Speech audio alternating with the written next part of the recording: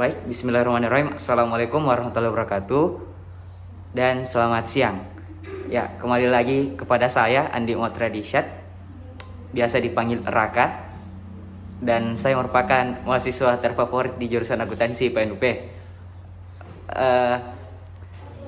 Saya sebagai pemateri terakhir dari kelompok kami akan membawakan data flow diagram untuk aktivitas utama di siklus penggajian dan pengupahan. Ya, just for information, video ini merupakan video terakhir dari kelompok kami karena sebelumnya kelompok kami telah menjelaskan mengenai siklus pendapatan kas, pengeluaran kas, dan produksi. Dan tentunya video ini merupakan penjelasan mengenai siklus penggajian dan pengupahan. Jadi kalau teman-teman belum menonton ketiga siklus sebelumnya, silahkan nonton terlebih dahulu karena ini merupakan video terakhir. Ya, adapun objek dari pembuatan DFD ini merupakan salah satu perusahaan terkenal di daerah saya, perusahaan makanan daerah saya Makassar. Ya, langsung kita masuk ke dalam pembahasannya.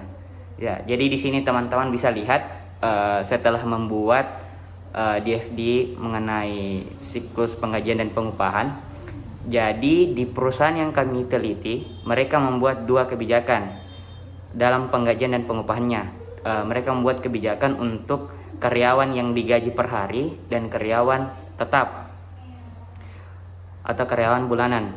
Ya, adapun untuk manajemen dan staf, mereka termasuk karyawan dan tetap, dan kru merupakan karyawan harian.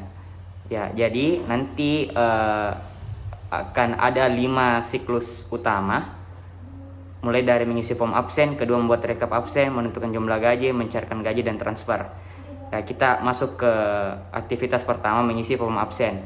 Ya, di sini aktivitasnya dimulai dari manajemen dan staf.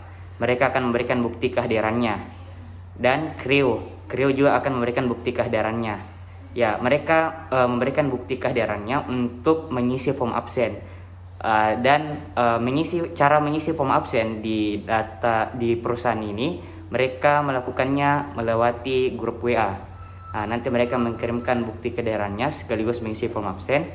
Nanti mereka kirim bukti kehadirannya ini ke admin officer. Nanti di sini admin officer akan melakukan aktivitas kedua, yaitu membuat rekap absen.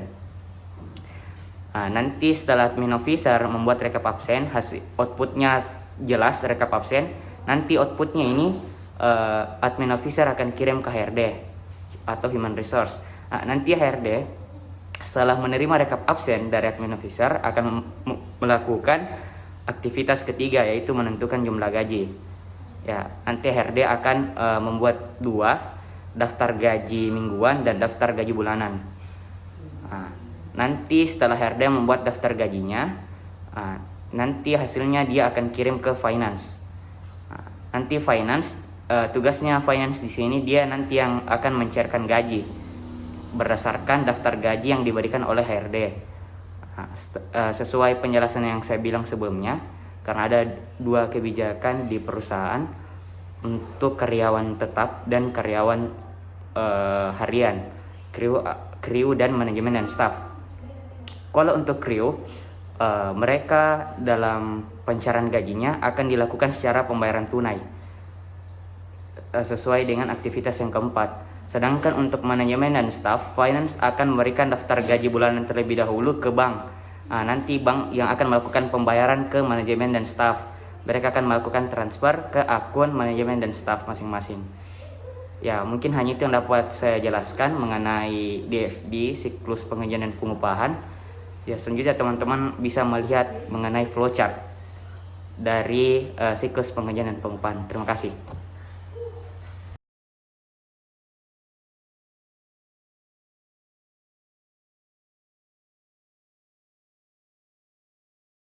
Ya, terima kasih teman-teman telah menonton sampai sejauh ini. Ya, tadi teman-teman pastinya kalau tidak men-skip video saya, pasti telah melihat flowchart dari perusahaan yang kami teliti. Nah, selanjutnya ini merupakan data flow diagram yang kami sarankan untuk perusahaan tersebut pakai, yang setelah kami revisi. Ya, sebenarnya perbedaan dari DFD sebelumnya dengan DFD yang sekarang tidak terlalu jauh berbeda, cuman meninjau dari struktur perusahaan yang kami teliti, mereka tidak memisahkan staf akuntan dan staf finance, di mana menurut kami ini merupakan salah satu kelemahan yang cukup patut diteliti atau disaksama, karena tugas yang dilakukan finance yang sekarang merupakan tugas staf accounting. Oleh karena itu kami menyarankan agar staf finance dan staf accounting agar dipisahkan, karena mereka mempunyai job desk yang berbeda. Seperti teman-teman lihat di sini masih sama seperti DFD sebelumnya, cuman kami menambahkan di sini nanti finance pada saat mereka mencairkan gaji, mereka juga akan membuat rekap gaji. Nah, dimana nanti ini rekap gajinya, outputnya itu berupa rekap gaji akan dikasih ke akuntan. Nanti akuntan akan melakukan jurnal. Ya, mungkin hanya itu yang dapat saya jelaskan mengenai perbaikan DFD dari perusahaan yang kami teliti.